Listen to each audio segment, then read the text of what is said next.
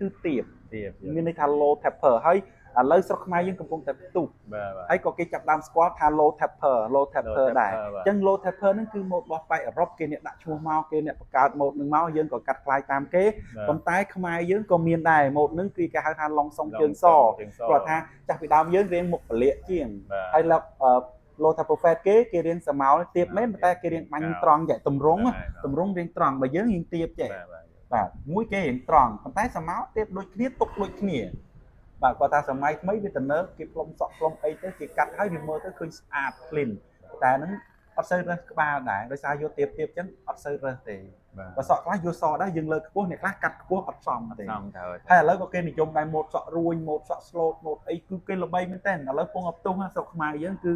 low tapper fat ហ្នឹងឯងបាទចឹងមិនឃើញ បាទអញ្ចឹងវាខ្មែរយើងក៏មានដែរឡុងសុងជើងសតែវាខុសតម្រង់បន្តិចតួចទេប៉ុន្តែគឺម៉ូដនឹងមានយូរហើយ